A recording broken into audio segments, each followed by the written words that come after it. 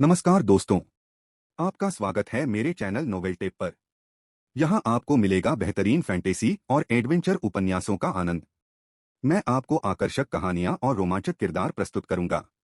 मेरे वीडियो विशेष रूप से मनोरंजन और शिक्षा के लिए बनाए गए हैं। यह किसी भी व्यक्ति या संस्था को नुकसान पहुंचाने का उद्देश्य नहीं है।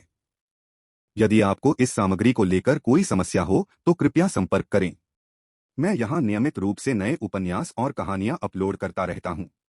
अगर आपको मेरी कहानियां पसंद आएं तो कृपया लाइक, शेयर और सब्सक्राइब जरूर करें।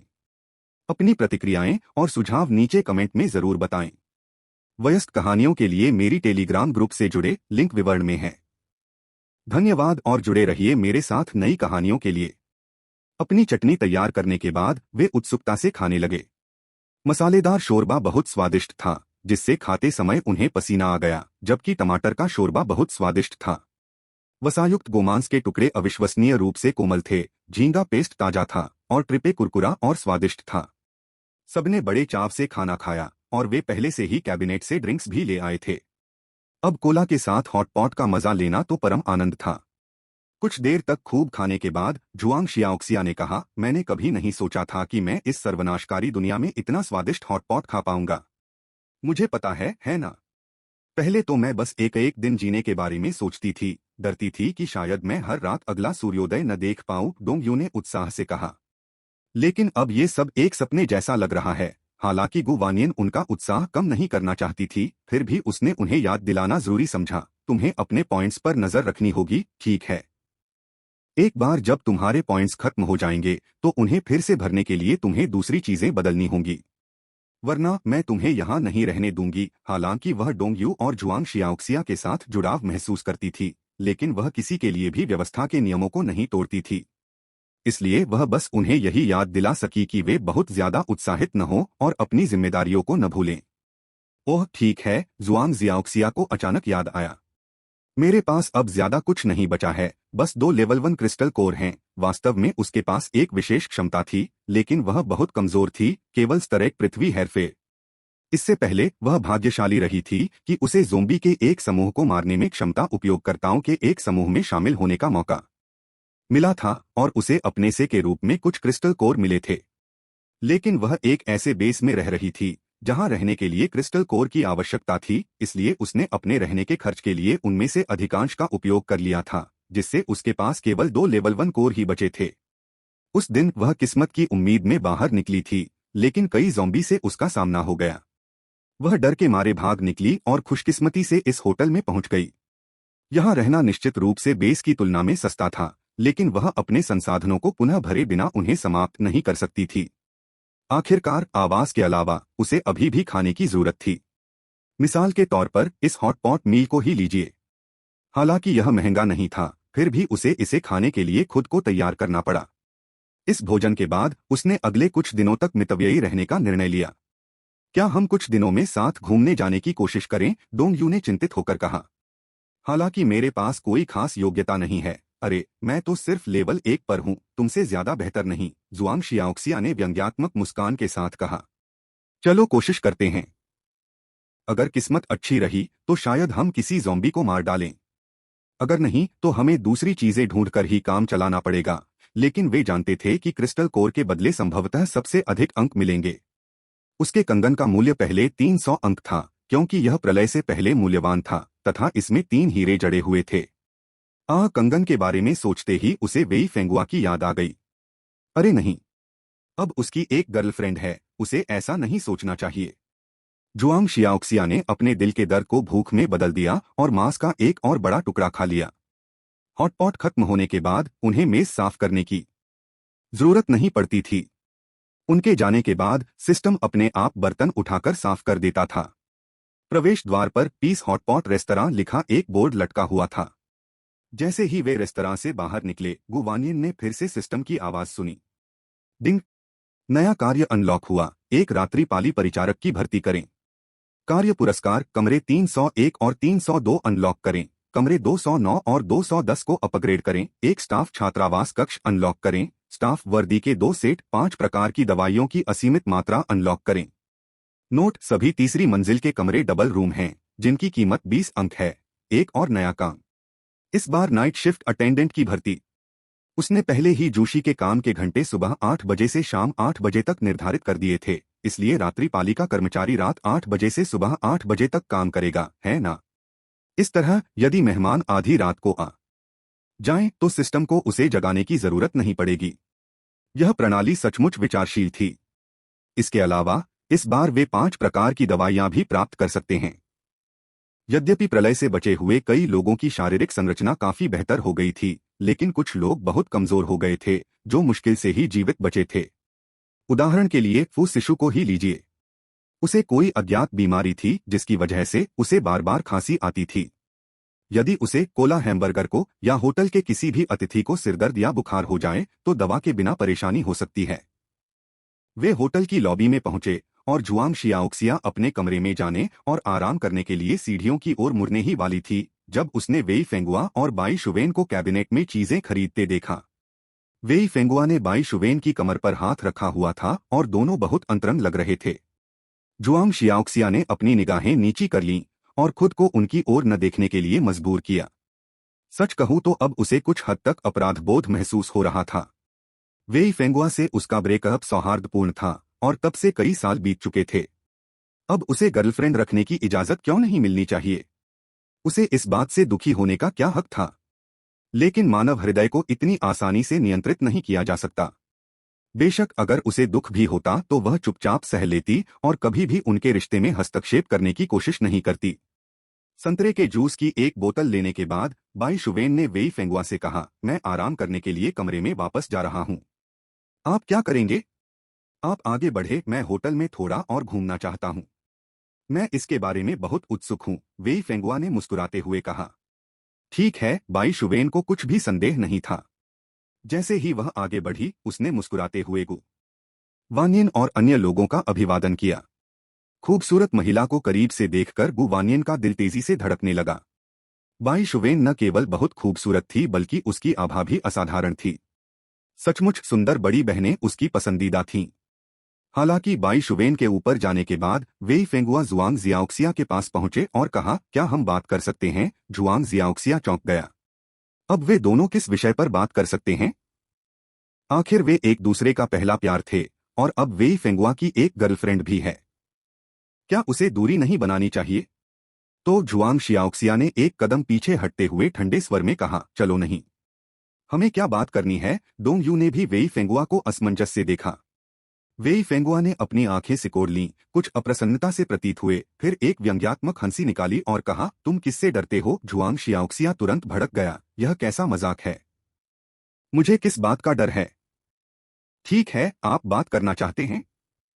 चलो बात करते हैं। अरे दुकान के मालिक, क्या हम हॉट पॉट रेस्तरां में जाकर बात कर सकते हैं? बिल्कुल, गु वानियन ने कहा, बस अंदर कुछ भी नुकसान मत पहुंचाना, ठीक है?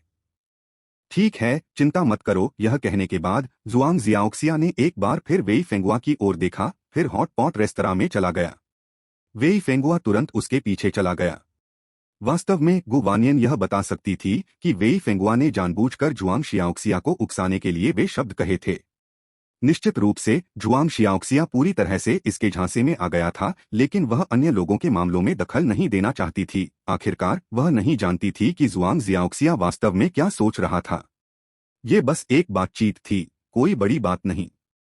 अगर वेई फेंगुआ ने जुआंग शियाओक्सिया को नुकसान पहुंचाने की हिम्मत की तो ये दुकान के नियमों का उल्लंघन होगा और सिस्टम इसकी इजाजत नहीं देगा। इसलिए वह एक धुन गुनगुनाते हुए कोला और हैमबर्गर लेकर अपने कमरे में वापस चली गई।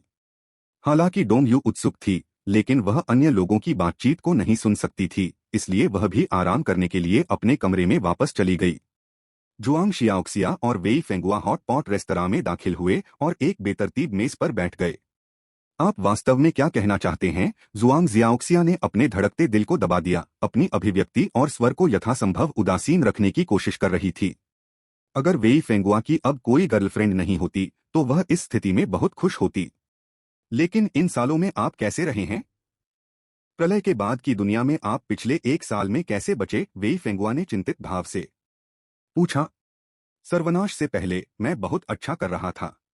उसके बाद मैंने अपनी छोटी सी अलौकिक क्षमता से ठीक ठाक काम चलाया। वेई फेंगुआ की आंखें तुरंत चमक उठीं। अलौकिक क्षमता? आपके पास भी है। किस स्तर की? बस पहला स्तर, पृथ्वी तत्व, वेई फेंगुआ ने निराश होकर कहा। ओह, बस इतना ही पूछना था, जुआंग जियाओक्सिया ने कहा। अगर और कुछ नहीं है तो मैं चलता हूँ। यह हॉट पॉट रेस्टोरेंट वाकई बहुत अच्छा है, तुम्हें जरूर ट्राई करना चाहिए। अपनी गर्लफ्रेंड को भी साथ लाना। जैसे ही वह उठकर जाने वाली थी, वेई फेंगुआ ने कहा, जियाओक्सिया, तुम अब भी मुझे पसंद करती हो, है ना? जुआंग जियाओक्सिया का चेहरा जम गया। फिर उसने ठंडे स्वर में कहा, यह कैसा मजाक है? हमारे बीच कुछ था, लेकिन वह स्कूल के जमाने की बात है। मत भूलो, हम अब एक सर्वनाशकारी दुनिया में हैं। पसंद नापसंद के बारे में बात करने का समय किसके पास है? इसके अलावा तुम्हारी एक गर्लफ्रेंड भी है। मेरे लिए ऐसी बातें कहना तुम्हें शोभा नहीं देता। जियाओक्सिया, इतना परेशान मत हो, वेई फेंगुआ ने धीरे से कहा। मैं शुवेन के साथ सिर्फ इसलिए जुड़ा क्योंकि मैं उस किरदार में बहुत ज्यादा उलझ गया था। बाद में जब मुझे होश आया और मैंने उससे नाता तोड़ना चाहा, तो क़यामत आ गई। इस दुनिया में किसी भरोसेमंद इंसान का साथ पाना आसान नहीं होता, इसलिए मैं उसके साथ रहा। लेकिन सच कहूँ तो इतने सालों में मैं तुम्हें कभी नहीं भूला। जुआंग जियाओक्सिया ने ठंडी हंसी निकाली। क्या वह उसे मूर्ख समझता था? बाई शुवेन ने स्पष्ट रूप से कहा था कि वे सर्वनाश से पहले अपने रिश्ते की आधिकारिक घोषणा करने वाले थे। उसे अचानक महसूस हुआ कि वह इतने साल पहले भी अंधी थी और इतने साल बाद भी अंधी ही रहेगी। क्या ऐसा हो सकता है कि वेई फेंगुआ अपना केक भी खाना चाहता था और उसे भी अपने पास रखना चाहता था? कितना घिनौना! क्या तुम्हें डर नहीं है कि मैं बाई शुवेन को इसके बारे में बता दूंगी? नहीं करोगे। मुझे पता है तुम अब भी मुझे पसंद करते हो, वेई फेंगुआ ने यकीन से कहा। और शुवेन मुझ पर पूरा भरोसा करती है। अगर तुम उसे बता भी दोगे तो भी वह तुम पर यकीन नहीं करेगी। जुआंग जियाओक्सिया, यह आदमी इतना बेशर्म कैसे हो सकता है? मैं तुम्हें पसंद नहीं करता और मैं तुमसे एक शब्द भी नहीं कहना चाहता। कृपया मुझे फिर से ढूंढने मत आना। यह कहते हुए जुआंग जियाओक्सिया गुस्से में वहां से चला गया। वेई फेंगुआ उसे जाते हुए देख रहा था, मन ही मन मुस्कुरा रहा था और बुदबुदा रहा था, जुआंग जियाओक्सिया, तुम्हारे मन में मेरे लिए कोई भावनाएं नहीं हो सकती। जल्द ही तुम खुद को मेरी बाहों में डाल दोगी है। किसने सोचा होगा कि ऐसी भी कोई जगह होगी जहां न सिर्फ संसाधन होंगे बल्कि मुझे दोनों दुनियाओं का सबसे अच्छा आनंद भी मिलेगा। दोपहर में सनशाइन बेस से और लोग आ गए। वे 3 लोग थे, 2 पुरुष और 1 महिला, जो एक साथ आए थे। जब जूशी उन्हें चेक इन करने वाला था तो वे आश्चर्य से चिल्ला रहे थे। गुवानियन ने समय रहते दौड़कर उसे रोका। 1 मिनट रुको, उसे रात्रि पाली के लिए एक परिचारिका की आवश्यकता थी। यदि वे होटल में चेक इन कर लेते तो इन तीनों को होटल का मेहमान माना जाता और उन्हें परिचारक के रूप में काम पर नहीं रखा जा सकता था। वह कार्य पूरा करने का कोई भी अवसर नहीं छोड़ सकती थी। क्या हुआ बॉस? जूशी ने हैरान होकर पूछा। मुझे याद है, तुम ही तो हो जो पहले सनशाइन बेस गए थे। महिला थोड़ा पीछे हट गई। तुमने ही वो 2 प्रकाश स्तंभ बनाए थे। आह, वो गुवानियन मुस्कुराई। उन दोनों ने पहले मुझे उकसाया तो मैंने जवाब दिया। मैं आमतौर पर काफी मिलनसार हूँ। तुम उसे हमें चेक इन क्यों नहीं करने देते? क्या हम रुक नहीं सकते? महिला थोड़ी चिंतित दिख रही थी। नहीं, ऐसी बात नहीं है। आप सब रुक सकते हैं। बात बस इतनी है कि मैं हाल ही में एक अटेंडेंट रखना चाह रहा हूं। क्या किसी को दिलचस्पी है? यह सुनकर जूशी तुरंत घबरा गया। बॉस एक और अटेंडेंट क्यों रखना चाहता था? क्या वह कहीं अच्छा काम नहीं कर रहा था? वह सुधार कर सकता है। बॉस, कृपया उसे त्यागे नहीं। एक क्षण में ही जूशी के मन में होटल से बाहर निकाले जाने, अकेले और असहाय छोड़ दिए जाने तथा अंततः लाशों द्वारा खाए जाने के दृश्य घूम गए। हालांकि गुवानियन ने एक वाक्य जोड़ा जिससे उसे एहसास हुआ कि वह बहुत ज्यादा नाटकीय हो रहा था। नाइट शिफ्ट अटेंडेंट, गुवानियन ने कहा। काम का समय रात 8 बजे से सुबह 8 बजे तक है। रात 11 बजे से रात 1 बजे तक का ब्रेक। भोजन और आवास की व्यवस्था है। स्टाफ के लिए छात्रावास है और आपको स्टाफ यूनिफॉर्म भी मिलेगी। निःशुल्क भोजन और आवास के बारे में सुनकर तीनों की आंखें चमक उठीं। यहाँ लंबे समय तक बने रहने के लिए उन्हें लगातार वस्तुओं के बदले अंक प्राप्त करने की आवश्यकता होगी। लेकिन परिचारक बनने से यह चिंता हल हो जाएगी। यद्यपि यह रात्रिकालीन पारी थी, लेकिन बाहरी दुनिया में किसी भी समय उनका सामना हो सकने वाले ज़ॉम्बी और किसी भी समय आ सकने वाली प्राकृतिक आपदाओं की तुलना में रात्रिकालीन पारी क्या थी? मैं भी यह कर सकता हूँ। बॉस, मुझे चुनिए। मैं सर्वनाश से पहले एक रेस्तरां सर्वर था और मेरे पास एक स्तर की अलौकिक क्षमता है यह सुनकर गु वानियन ने उस व्यक्ति की ओर देखा जिसने अभी अभी बात की थी। वह एक आदमी था, लगभग 20 साल का, साधारण दिखने वाला, थोड़े लंबे बाल वाला और दयालु चेहरा वाला। जहां तक अलौकिक क्षमता की बात है, गु वानियन को इसकी ज्यादा परवाह नहीं थी। आखिरकार होटल के अंदर सबसे शक्तिशाली क्षमता भी बेकार हो जाएगी। लेकिन उन्होंने कहा कि वह पहले एक रेस्तरां सर्वर थे। यद्यपि होटल अटेंडेंट का काम सरल था, फिर भी वह निश्चित रूप से अनुभवी व्यक्ति को प्राथमिकता देती थी। तुम्हारा नाम क्या है? गु वानियन ने पूछा। मेरा नाम फैन यांग है, गु वानियन ने सिर हिलाया और फिर पूछा, क्या तुम सच में अटेंडेंट बनना चाहती हो? यह रात की शिफ्ट है और तुम काम के घंटों के दौरान चुपके से सो नहीं सकती, हालांकि तुम अपने खाली समय में जो चाहो करने के लिए स्वतंत्र हो। हाँ, मैं तैयार हूँ। ठीक है, तो फिर यह तय हो गया। जूशी, तुम उसका कार्यभार संभालो और उसे सभी नियम स्पष्ट रूप से समझाओ, गु वानियन ने कहा। हाँ बॉस, जूशी ने तुरंत जवाब दिया, इसे मुझ पर छोड़ दो। डिंग। बधाई हो मेजबान, कार्य पूरा हो गया।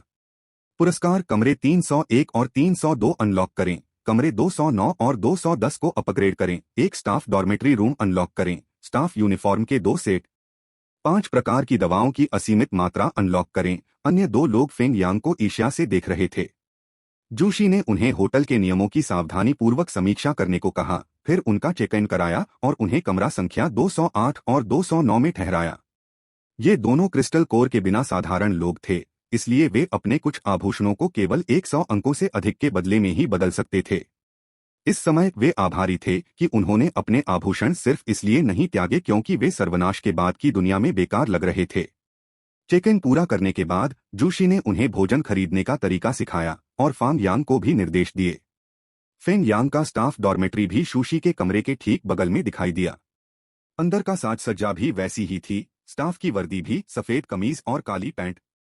फेंग यांग इतना भावुक हो गया कि वह फूट फूट कर रोने लगा, सिसकने लगा और अपने आंसू और नाक का पानी जूशी के कपड़ों पर पोंछने लगा, जिससे जूशी इतना क्रोधित हो गया कि उसने गु वानियन से शिकायत कर दी। गु वानियन ने चारों ओर देखा और देखा कि कैफेटेरिया के बगल में एक नया कमरा बन गया था, जिसमें कई अलमारियां थीं। एक अलमारी में पहले से ही 5 प्रकार की दवाइयां रखी हुई थीं। कई ब्रांड और किस्मों वाली आम फार्मेसियों के विपरीत सिस्टम द्वारा उपलब्ध कराई गई दवाइयों को सरल श्रेणियों में बांटा गया था। वर्तमान में उपलब्ध दवाइयां थीं सर्दी की दवा, बुखार कम करने वाली दवा, दस्त की दवा, पेट दर्द निवारक और खांसी की दवा, जिनमें से प्रत्येक की कीमत प्रति बॉक्स 6 पॉइंट थी। गु वानियन ने सोचा कि चूंकि यह प्रणाली इतनी चमत्कारी है, इसलिए दवा भी उतनी ही अद्भुत और अत्यधिक प्रभावी होगी। हालांकि वह इस बात की पुष्टि नहीं करना चाहती थी। दवा चाहे कितनी भी चमत्कारी क्यों न हो, बीमार पड़ना कभी अच्छी बात नहीं होती। उस शाम उसने कैफेटेरिया में कोला और हैमबर्गर खाया। डोंग यू पॉइंट बचाने के लिए सिर्फ एक ब्रेड का टुकड़ा अपने कमरे में ले गई और उसे खाया। दूसरी ओर गु वानियन को मीठा और खट्टा सुअर का मांस, उबली हुई मछली की एक प्लेट, लहसुन के स्वाद वाली क्राउन डेजी साग की एक डिश, मकई और सुअर की पसलियों का सूप का एक कटोरा और चावल के 3 भाग मिले और उन्होंने कोला और हैमबर्गर के साथ भोजन का आनंद लिया। यह सूप अविश्वसनीय रूप से स्वादिष्ट है, कोला ने कहा। हैमबर्गर सुअर की पसलियों को कुतरने में व्यस्त था, इसलिए वह कोई जवाब नहीं दे सका। गु वानियन यह भी कहना चाहती थी कि भोजन मशीन से निकला प्रत्येक व्यंजन अविश्वसनीय रूप से स्वादिष्ट था, जो उसने अपने पुनर्जन्म से पहले किसी भी रेस्तरां में खाया था, उससे कहीं बेहतर था। यद्यपि वह अपने पिछले जीवन में गरीब थी और उसने कभी महंगे रेस्तरां में खाना नहीं खाया था, फिर भी उसे पूरा विश्वास था कि यहाँ का खाना उच्च श्रेणी के रेस्तराओं से बदतर नहीं है। जैसे ही उन्होंने खाना समाप्त किया, उसने देखा कि जुआंग शियाओक्सिया उदास होकर अंदर आया।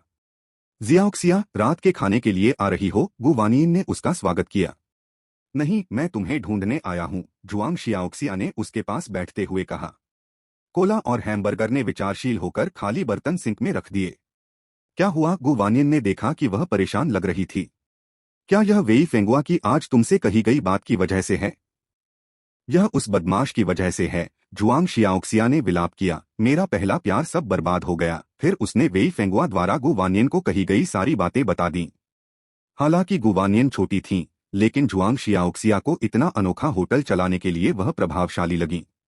मालिक होने के नाते गु वानियन स्वाभाविक रूप से ऐसी व्यक्ति बन गईं जिन पर जुआंग शियाओक्सिया भरोसा करना चाहता था। कहानी सुनने के बाद गु वानियन को भी स्थिति बहुत परेशान करने वाली लगी। वेई फेंगुआ इतना सुंदर होकर भी कुत्ता कैसे हो सकता है? बस उसे नजरअंदाज कर दो, गु वानियन ने कहा। वह वैसे भी तुम्हारे कमरे में नहीं घुस सकता, और अगर उसने होटल के नियमों का उल्लंघन करने की हिम्मत की तो हम उसे सीधे ज्वालामुखी में फेंक देंगे। मैं यकीन नहीं कर सकती कि जिस पहले आदमी से मैंने प्यार किया था, जिसके बारे में मैं इतने सालों से सोच रही थी, वह ऐसा हो सकता है, जुआंग शियाओक्सिया ने कमजोरी से कहा। यह सामान्य बात है। बचपन में किसने कुछ बेवकूफों से प्यार नहीं किया होगा। छोटी बहन, क्या आपको लगता है कि मुझे बाई शुवेन को इस बारे में बताना चाहिए? जुआंग शियाओक्सिया ने हिचकिचाते हुए पूछा। मैं नहीं चाहती कि वेई फेंगुआ भी उसे धोखा दे, गु वानियन ने जवाब देने से पहले एक पल सोचा। मैं उसे बताने की सलाह नहीं दूंगी, लेकिन अंततः यह आपका निर्णय है। वह जुआंग शियाओक्सिया के साथ जुड़ाव महसूस करती थी और अधिक बातचीत करने को तैयार थी, लेकिन इसका मतलब यह नहीं था कि वह दूसरों के निजी मामलों में जबरन हस्तक्षेप करना चाहती थी। मुख्यतः इसलिए क्योंकि वे बाई शुवेन और वेई फेंगुआ के बीच की स्थिति को वास्तव में नहीं समझ पाए थे। यदि यह आपसी सहमति का मामला हो तो क्या होगा? यदि जुआंग जियाओक्सिया नेक इरादे से बाई शुवेन को बताने गई और बाई शुवेन ने न केवल इसकी सराहना नहीं की बल्कि उसे दोषी ठहराया, तो यह केवल अनावश्यक परेशानी का कारण होगा। लेकिन ये सिर्फ उसके अनुमान थे, इसलिए आखिरकार जुआंग जियाओक्सिया को ही फैसला लेना था। वह इसमें दखल नहीं देगी। मैं इसके बारे में कुछ और सोचूंगा, जुआंग शियाओक्सिया ने आह भरी और चला गया। जैसे जैसे रात हुई, तापमान गिरता गया। फू सिहेंग, जो अभी अभी बाहर से लौटे हैं, के अनुसार तापमान लगभग -20 से -30 डिग्री सेल्सियस तक गिर गया होगा। तापमान में और भी गिरावट आने की संभावना थी। अगले कुछ दिनों में फिर से कड़ाके की ठंड पड़ने वाली थी। इस सर्वनाशकारी दुनिया में अब कोई निश्चित मौसम नहीं थे। तापमान में बदलाव अप्रत्याशित थे, कभी अचानक बहुत ठंड हो जाती तो कभी बहुत तेज गर्मी। लोग सचमुच कष्ट में थे। बेशक होटल के अंदर तापमान हमेशा आरामदायक रूप से स्थिर रहता था, इन चिंताओं से मुक्त। जहां तक मुख्य कक्ष में एयर कंडीशन की बात है, वह तो केवल दिखावे के लिए था। यदि गु वानियन ठंडी हवा के साथ खुद को कंबल में लपेटना चाहती तो वह निश्चित रूप से ऐसा कर सकती थी। फू शिशु की तबीयत खराब थी और वह ठंड से बुरी तरह प्रभावित था। बाहर से लौटने के बाद उसे खांसी के कारण बहुत ज्यादा खांसी आ रही थी। कैफेटेरिया के बगल में एक कमरा है जहां दवाइयां मिलती हैं, जिनमें खांसी की दवाइयां भी शामिल हैं। आप वहां जरूर जाना चाहेंगे, गु वानियन ने सुझाव दिया। यह सुनकर फू सिहेंग तुरंत दवा खरीदने चला गया। उसके पास पर्याप्त मात्रा में अंक और क्रिस्टल कोर थे, इसलिए सुरक्षा के लिए उसने प्रत्येक प्रकार की दवा का एक डिब्बा खरीद लिया। खांसी की दवा लेने के बाद फू शिशु को वास्तव में काफी बेहतर महसूस हुआ। खांसी की इच्छा से लगभग पूरी तरह से मुक्ति मिल गई। यह दवा वाकई बहुत असरदार है, फू शिशु अपने कमरे में मन ही मन सोच रहा था। यह उन कई दवाओं से कहीं ज्यादा असरदार है जो मैंने पहले ली हैं। फिर उसने खिड़की से बाहर देखा। यद्यपि होटल के अंदर का तापमान आरामदायक था, फिर भी वह बाहर से आती ठंडी हवा को धीरे धीरे सुन सकता था, जिससे उसे हल्की ठंड लग रही थी। इतने ठंडे मौसम में मुझे आश्चर्य है कि रुरु कैसा है। शहर बी हाईकांग सर्वाइवर बेस यह अपेक्षाकृत बड़ा अड्डा था, जहां उच्चस्तरीय क्षमता वाले उपयोगकर्ता और उनके परिवार के कुछ सदस्य रहते थे। यहां क्षमता वाले उपयोगकर्ताओं के लिए न्यूनतम स्तर 4 था। जहां तक सर्वोच्च की बात है तो वह बेस का वर्तमान नेता ये गांवफेई स्तर 7 की क्षमता वाला उपयोगकर्ता होगा। इस समय वह अपने छोटे से विला में थे। उनके हाथ में रेड वाइन का गिलास था, पास में संगीत बज रहा था और उनके सामने नूडल्स का एक कटोरा रखा था। आश्चर्य की बात यह थी कि कमरे में एक एयर कंडीशन भी चल रहा था, जिससे अंदर का वातावरण वसंत ऋतु जैसा गर्म था। यहाँ तक कि एक छोटे से प्रकाश बल्ब को चलाने के लिए भी काफी क्रिस्टल कोर की आवश्यकता होती है। एयर कंडीशन की तो बात ही छोड़ दीजिए। तो ये गांव फेई जो आनंद ले रहे थे, उसे इस सर्वनाशकारी दुनिया में सर्वोच्च विलासिता में से एक माना जा सकता है। जैसे ही वह अपनी चॉपस्टिक उठाने वाला था, उसका एक अधीनस्थ कर्मचारी दौड़ता हुआ आया। श्रीमान, ये बाहर कोई आपसे मिलने का अनुरोध कर रहा है। कौन है? ये गांवफेई अपने आनंद के क्षण में बाधा पड़ने से नाराज था। वह तो बस आनंद लेने ही वाला था। यह एक पुरुष और एक महिला है। पुरुष स्तर 4 का जल क्षमता उपयोग करता है और महिला के पास कोई क्षमता नहीं है, लेकिन वह कहती है कि उसके पास आपके लिए महत्वपूर्ण जानकारी है।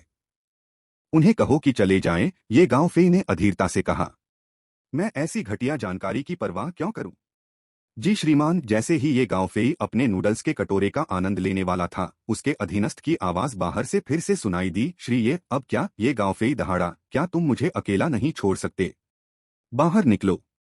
श्रीमान, ये आपके अधीनस्थ के पास सचमुच कुछ महत्वपूर्ण रिपोर्ट करने के लिए है। महिला कह रही है कि वह एक ऐसी जगह जानती है जहां सामान की कोई कमी नहीं है। ओह, यह सुनकर ये गांवफेई की रुचि तुरंत जाग गई। हालांकि अब वह काफी अच्छी जिंदगी जी रहा था, फिर भी अनगिनत चीजें उसे बेहद लुभा रही थीं। अगर यह सर्वनाश न भी होता तो भी क्या यह आकर्षक नहीं होता। वह 2 बार खांसा, फिर बोला, उन्हें अंदर लाओ। जी श्रीमान। जल्द ही अधीनस्थ एक आदमी और एक औरत को लेकर आए। दोनों ने बहुत गर्म कपड़े नहीं पहने थे। वे कार्डबोर्ड के बक्सों और पुराने अखबारों में लिपटे हुए थे और ठंड से कांप रहे थे। एयर कंडीशनिंग वाले गर्म कमरे में दाखिल होने पर उन्हें थोड़ा बेहतर महसूस हुआ। महिला के पैर लगभग जवाब दे गए थे और वह लगभग बेहोश होने ही वाली थी, लेकिन उसके बगल में खड़े आदमी ने समय रहते उसे संभाल लिया।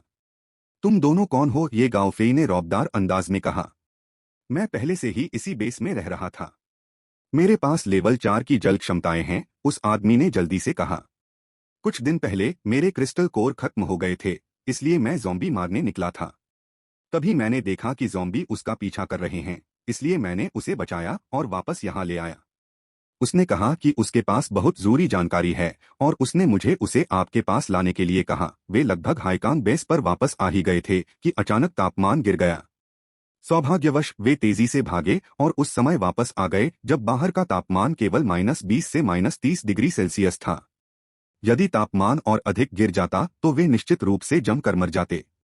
ये गांवफेई ने सिर हिलाया, फिर महिला की ओर देखा। आपकी जानकारी आपूर्ति वाले उस स्थान के बारे में है? बिल्कुल सही, महिला बोली। यह एक होटल है जिसे एक जवान लड़की चलाती है। अंदर कई कमरे हैं और ब्रेड, इंस्टेंट नूडल्स, दूध, पेय पदार्थ भी हैं। और हाँ, एक कैफेटेरिया भी है जहां आप तरह तरह के व्यंजन खा सकते हैं। वहां सामान अनथीन है, कभी खत्म नहीं हो सकता। कमरों में नल भी हैं जिनसे साफ पानी निकलता है। यद्यपि ये गांवफेई ने बहुत कुछ देखा था, फिर भी वह उस महिला की बातें सुनकर दंग रह गया। क्या ऐसी कोई जगह सचमुच मौजूद हो सकती है? यहां तक कि हाईकांग बेस के पास भी इतनी आपूर्ति नहीं थी।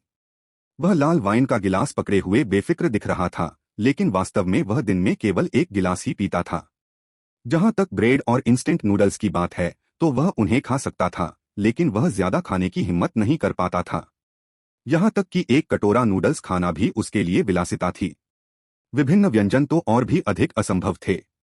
उन्होंने लोगों से कुछ सब्जियां उगाने के लिए आधार भूमि पर खेती करवाई, लेकिन इस सर्वनाशकारी दुनिया में न केवल उपज कम थी, बल्कि गुणवत्ता भी बहुत खराब थी। सिटी सी में मुरो बेस नामक एक और भी बड़ा बेस था, जिसकी स्थितियां बेहतर थीं, लेकिन संभवतः वह भी उन मानकों को पूरा नहीं कर सका। केवल अनथीन आपूर्ति वाक्यांश ही किसी को भी ईर्ष्यालु बनाने के लिए पर्याप्त था। क्या तुम्हें यकीन है? तुम मुझसे झूठ तो नहीं बोल रहे हो? ये गांवफेई ने शक से कहा। ऐसी जगह कैसे हो सकती है? और वो भी एक जवान लड़की चलाती है। एक जवान लड़की प्रलय के समय ऐसी जगह कैसे चला सकती है? क्या उसे बहुत पहले ही हड्डियों समेत खा नहीं लिया गया होगा? मैं जो कुछ भी कह रही हूँ वह सब सच है। औरत के पैर लड़खड़ा गए और वह घुटनों के बल गिर पड़ी। वह होटल सिटी ए के स्टारी रिवर स्क्वेयर में है। मैं सिटी ए से हूँ, इसलिए मुझे वह जगह पता है। स्टारी रिवर स्क्वेयर में पहले एक बड़ा शॉपिंग मॉल हुआ करता था, लेकिन किसी तरह वह होटल में बदल गया। तो अगर ऐसी कोई जगह है तो तुम वहां क्यों नहीं रुके? तुम हमारे पास क्यों आए? ये गांवफेई ने फिर पूछा। महिला ने दांत पीसते हुए कहा, सिर्फ इसलिए कि मैंने एक छोटी सी गलती की थी, उसने मुझे बाहर निकाल दिया। और तो और उसने मुझे होटल से सीधे सिटी बी में भेज दिया। टेलीपोर्टेड, ये गांवफेई ने व्यंग्य किया। अब ये तो बहुत दूर की बात है श्रीमान। ये सर्वनाश से पहले क्या आप कल्पना कर सकते थे कि एक दिन दुनिया खत्म हो जाएगी? क्या आप कल्पना कर सकते थे कि एक दिन ज़ॉम्बी प्रकट होंगे? क्या अब सब कुछ पहले की तुलना में अवास्तविक नहीं लगता? ये गांवफेई को मानना पड़ा कि महिला की बात में दम था। 2 साल पहले कौन सोच सकता था कि दुनिया ऐसी होगी? यह सर्वनाश, लाश और क्षमता उपयोगकर्ताओं के प्रकट होने के साथ और क्या स्वीकार करना बहुत दूर की बात हो सकती है। ठीक है, मैं समझ गया, ये गांवफेई ने कहा। अब तुम जा सकते हो। महिला के साथ आए व्यक्ति ने तुरंत कहा, श्रीमान, ये हम आपके लिए इतनी महत्वपूर्ण जानकारी लेकर आए हैं, तुम्हें इनाम चाहिए है ना? ये गांवफेई ने अस्पष्टता से मुस्कुराते हुए कहा। चिंता मत करो, तुम्हें भुलाया नहीं जाएगा। पुरुष और महिला प्रसन्न भाव से चले गए। ये गांव फेई ने हाथ हिलाकर अपने अधीनस्थ को अपने पास बुलाया। अधीनस्थ के पास आते ही उसने कुछ फुसफुसाया। अधीनस्थ थोड़ा हिचकिचाया। श्रीमान, ये क्या यह वाकई ठीक है? इसमें क्या गड़बड़ है? इतनी अच्छी जगह है, जाहिर है मैं ये सब अपने लिए चाहता हूं। अगर हम इन्हें यहीं रखेंगे तो क्या होगा अगर वे दूसरे ठिकानों के नेताओं को बता दें और दूसरे लोग मुझसे मुकाबला करने आ जाएं? जैसा मैं कहूं वैसा करो। जी श्रीमान, यह जानकारी लाने वाली महिला कोई और नहीं बल्कि लिनरु थी। इससे पहले उसने होटल के नियमों का उल्लंघन किया था और उसे होटल से निकाल दिया गया था तथा सिटी बी में भेज दिया गया था। जब उसने अपनी आंखें खोलीं तो उसका सामना कई लाशों से हुआ। वह इतनी डर गई थी कि लगभग बेहोश हो गई, लेकिन सौभाग्य से उसकी मुलाकात उस आदमी से हो गई जो ज़ॉम्बी को मारने आया था। उसने मदद के लिए बहुत गिड़गिड़ाया और उस आदमी ने ज़ॉम्बी को मार डाला। गनीमत रही कि सभी ज़ॉम्बी लेवल 1 के थे, जबकि वह आदमी लेवल 4 की क्षमता वाला था। इस तरह वह अपनी जिंदगी बचाने में कामयाब रही। क्योंकि वह कुछ हद तक आकर्षक थी और चापलूसी और फुसलाना जानती थी, इसलिए वह उस आदमी को अपने साथ रखने और हाईकांग बेस पर वापस लौटने के लिए राजी करने में कामयाब रही। उसने उस आदमी से सीखा कि हाईकांग बेस का नेता एक बहुत शक्तिशाली क्षमता उपयोग करता था, इसलिए उसने गु वानियन और उसके होटल से बदला लेने के लिए ये गांव फेई का उपयोग करने की योजना बनाई। अब यह देखकर कि ये गांव फेई ने उसकी बातों पर विश्वास किया, लिनरु को बहुत संतुष्टि महसूस हुई। वह जानती थी कि गु वानियन शक्तिशाली है, लेकिन क्या ये गांव फेई 7वें स्तर की क्षमता वाला नहीं था? और इस बेस में कई उच्चस्तरीय क्षमता वाले उपयोगकर्ता थे। वे निश्चित रूप से गु वानियन को मार सकते थे। इसके अलावा उसे ये गांव फेई से इनाम भी मिल सकता है। हालांकि जैसे ही उसने और उस आदमी ने सोचा कि उन्हें आराम करने के लिए एक अच्छी जगह पर ले जाया जाएगा, अचानक कई उच्चस्तरीय क्षमता वाले उपयोगकर्ताओं ने उन्हें घेर लिया। तुम क्या करने की कोशिश कर रहे हो? लिनरु चौंक कर चिल्लाई। हम मिस्टर यी के सम्मानित अतिथि हैं। तुम्हारी हिम्मत कैसे हुई? सम्मान्य अतिथिगण, उच्चस्तरीय क्षमता प्रयोगकर्ताओं में से एक ने व्यंग्य किया। कितने भोले! मैं आपको बता दूं श्रीमान, ये ने ही हमें आपको खत्म करने के लिए भेजा था। तुमने क्या कहा? लिनरु दंग रह गई। उसके बगल में खड़े आदमी ने तुरंत स्थिति को समझ लिया और दांत पीसते हुए कहा, ये गांव फेई हमारा इस्तेमाल करने के बाद हमें खत्म कर रहा है। मैंने कभी नहीं सोचा था कि वह इतना नीच और विश्वासघाती व्यक्ति होगा। ये शब्द नरक के राजा के लिए बचाकर रखो। इसके साथ ही उच्चस्तरीय क्षमता वाले उपयोगकर्ताओं ने अपनी शक्तियों का प्रयोग किया और निर्दयतापूर्वक लिनरु और उस आदमी पर प्रहार किया। यद्यपि वह व्यक्ति 4थे स्तर का क्षमता वाला उपयोगकर्ता था, फिर भी वह इतने सारे उच्चस्तरीय क्षमता वाले उपयोगकर्ताओं के सामने शक्तिहीन था। लिनरु ने कभी नहीं सोचा था कि गु वानियन से बदला लेने से पहले ही वह अपनी जान गंवा देगी। गु वानियन को निश्चित रूप से पता नहीं था कि हाईकांग बेस पर क्या हो रहा था। सुबह वह कैफेटेरिया में कोला और हैमबर्गर के साथ नाश्ता कर रही थी। पिछले मिशन को पूरा करने के बाद से सिस्टम ने कोई नया टास्क जारी नहीं किया था। गु वानियन को यह अजीब लगा और उसने मन ही मन सिस्टम को पुकारने की कोशिश की, लेकिन वह चुप रहा। क्या वाकई इतने शक्तिशाली सिस्टम में कोई खराबी हो सकती है? लेकिन उसका होटल अभी भी सुचारू रूप से चल रहा था। बड़ी बहन, क्या हुआ? हैमबर्गर ने चिंता से पूछा। कुछ भी गलत नहीं है, गु वानियन ने उसके सिर पर थपथपाते हुए कहा। क्या तुम दुखी हो? यह लो। हैमबर्गर ने अपना हाथ खोला और उसमें से एक कैंडी का टुकड़ा निकला, मानो वह कोई जादू कर रही हो। हैमबर्गर, यह तुम्हें कहाँ से मिला? गु वानियन ने आश्चर्य से पूछा। आज सुबह जब मैं उठा तो मैंने इसे अपने तकिए के नीचे पाया। मेरे पास भी एक है, कोला ने कैंडी का एक टुकड़ा निकालते हुए कहा। मैं नाश्ते के बाद इसे बड़ी बहन को देने की सोच रही थी। आखिरकार बच्चों की नज़र में कैंडी एक अनमोल उपहार थी, इसलिए वे गु वानियन के लिए सर्वश्रेष्ठ बचाना चाहते थे। गु वानियन ने मन ही मन सोचा कि यह व्यवस्था ही होगी जिसने उन्हें यह दिया होगा। सिस्टम के अलावा और कौन ऐसा काम कर सकता है? यद्यपि यह प्रणाली आमतौर पर व्यावसायिक तरीके से बात करती है, लेकिन इसका एक नरम पक्ष भी अवश्य होगा। तो मेरे प्यारे सिस्टम, तुम कहाँ चले गए? थोड़ी देर बाद जुआंग शियाओक्सिया और डोंग यू भी नाश्ता करने आए। संयोगवश जैसे ही वे वहां पहुंचे, बाई शुवेन और वेई फेंगुआ भी वहां आ गए। वेई फेंगुआ को देखते ही जुआंग शियाओक्सिया का चेहरा तुरंत खराब हो गया। फिर भी वेई फेंगुआ ने ऐसा व्यवहार किया जैसे कुछ हुआ ही न हो। उसने उसका अभिवादन किया और यहाँ तक कि उसके सामने ही भोजन चुनते समय बाई शुवेन का हाथ भी पकड़ा। अपना भोजन चुनने के बाद वे जुआंग शियाओक्सिया के बगल वाली मेज पर बैठ गए। हम आज बाहर जाकर यह देखने की योजना बना रहे हैं कि क्या हम कुछ ज़ॉम्बी को उनके नाभिक के लिए मार सकते हैं, बाई शुवेन ने उनसे कहा। क्या आप हमारे साथ चलना चाहेंगे? जुआंग जियाओक्सिया चुप रही तो डोंग यू ने जवाब दिया, मुझे ऐसा नहीं लगता। मेरे पास कोई योग्यता नहीं है और उसकी योग्यताएं बहुत मजबूत नहीं हैं। हमें डर है कि हम आपको धीमा कर देंगे। कोई बात नहीं। जब तक ज़ॉम्बी का स्तर बहुत ज्यादा न हो और ज़ॉम्बी ज्यादा न हो, हम इसे संभाल सकते हैं, बाई शुवेन ने विनम्रता से कहा। इस सर्वनाशकारी दुनिया में तुम जैसी दो लड़कियों के लिए यह आसान नहीं है। अगर हो सके तो मुझे उम्मीद है कि हम सब इसी होटल में साथ रह पाएंगे। जुआंग शियाओक्सिया उसे घूरते हुए सोच रहा था कि यह महिला कितनी अच्छी है। नहीं, उसे बाई शुवेन को सब कुछ समझाने का कोई न कोई मौका ढूंढना ही था। वह अब उस कमीने के हाथों धोखा नहीं खा सकती थी। यह सही है, वेई फेंगुआ ने कहा। चूंकि किस्मत ने हमें यहाँ एक साथ ला दिया है, अब हम एक परिवार की तरह हैं। हम तुम्हें हरगिज नहीं छोड़ेंगे, डोंग यू ने सहजता से जुआंग शियाओक्सिया की और देखा, जिसने ठंडी मुस्कान के साथ जवाब दिया, ठीक है, चलो आज साथ चलते हैं। जैसे ही गुवानियन इस नाटक का आनंद ले रही थी, अचानक सिस्टम की आवाज उसके दिमाग में गूंजी। होस्ट सिस्टम, तुम आखिरकार वापस आ गए, गुवानियन ने उत्साह से कहा। तुम कहाँ थे? ओह, कल अंतरतारकीय क्षेत्र में मासिक प्रणाली रैंकिंग का दिन था, प्रणाली ने उत्तर दिया। गुवानियन इंटरस्टेलर क्षेत्र, बेशक इस प्रणाली जैसी अद्भुत चीज केवल तकनीकी रूप से उन्नत अंतरतारकीय सभ्यता द्वारा ही बनाई जा सकती है।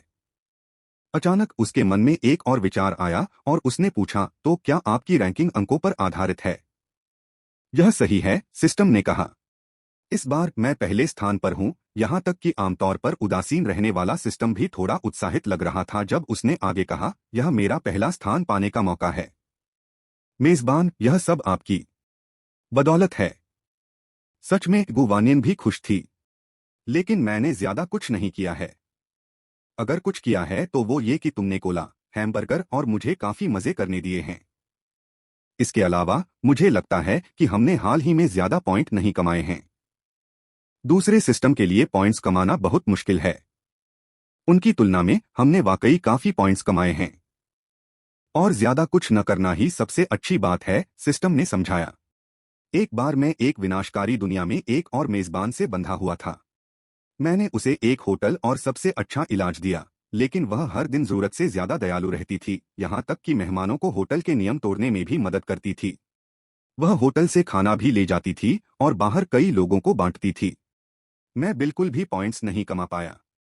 उसे लगा कि मुझे कुछ नहीं पता, लेकिन कोई भी बात मेरी नजर से कैसे बच सकती थी। यह पहली बार था जब सिस्टम ने मिशन से असंबंधित चीजों के बारे में इतनी अधिक बात की थी। उस समय मैं हर रैंकिंग में अंतिम स्थान पर था। गुवानियन हंसना चाहता था, लेकिन उसने महसूस किया कि इस समय हंसना उचित नहीं होगा, इसलिए उसने अपनी हंसी रोक ली, जिसके परिणामस्वरूप उसके चेहरे पर एक अजीब सा भाव आ गया। संयोगवश उसकी नजर वेई फेंगुआ की ओर गई। उसने इस बात पर ध्यान नहीं दिया क्योंकि वह सिस्टम से बात कर रही थी। हालांकि वेई फेंगुआ ने देखा कि गुवानियन उसे घूर रही थी। उसकी विस्मयकारी अभिव्यक्ति के साथ इसने वेई फेंगुआ की रीढ़ में ठंडक पैदा कर दी। सिस्टम आगे कहता रहा, एक और समय था जब मैं एक ट्रांसमिग्रेटर होस्ट से बंधा हुआ था। वह प्राचीन काल में यात्रा करती थी। शुरुआत में अगर वह मेरे मिशन पूरे कर लेती तो मैं उसे बहुत उदार पुरस्कार देता, लेकिन वह एक निराशाजनक रोमांटिक निकली। वह एक खूबसूरत युवक के प्यार में पड़ गई और उसके लिए मरने को तैयार हो गई, दुखद प्रेम का दिखावा करती रही और अंत में खुद को मार डाला। हे भगवान, मैं उसे बचा भी नहीं सका। सच में, अपनी हंसी दबाते हुए गुवानियन ने गंभीरता से कहा, चिंता मत करो, मैं ऐसी स्थिति बिल्कुल नहीं आने दूंगी। मैं होटल का अच्छा प्रबंधन करूंगी और तुम्हारे लिए अंक अर्जित करूंगी। आखिरकार यह अपने लिए एक अच्छा जीवन बनाने के बारे में भी था। मेजबान, मुझे आप पर विश्वास है। वैसे जब ऐसा ही है तो क्या मुझे होटल में चीजों के दाम बढ़ा देने चाहिए? गुवानियन ने पूछा। इस तरह हम ज्यादा पॉइंट कमा पाएंगे और तुम अपना पहला स्थान पक्का कर लोगे। कोई जरूरत नहीं है। कमरों के किराए अंतरतारकीय क्षेत्र द्वारा निर्धारित किए जाते हैं और उन्हें बदला नहीं जा सकता। बाकी बातों की बात करें तो अगर हम कीमतें बढ़ाएंगे तो शायद कम लोग खरीदारी करेंगे और हमें कम पॉइंट मिलेंगे। मौजूदा स्थिति अच्छी है। अगर हमें वाकई कीमतें बढ़ाने की जरूरत पड़ी तो मैं आपको पहले ही बता दूंगा। ठीक है। इसके अलावा चूंकि इस महीने मैं प्रथम स्थान पर रहा, इसलिए मेजबान को भी पुरस्कार मिलेगा। जब उसने सुना कि इनाम है तो गु वानियन की आंखें चमक उठीं। कौन सा इनाम?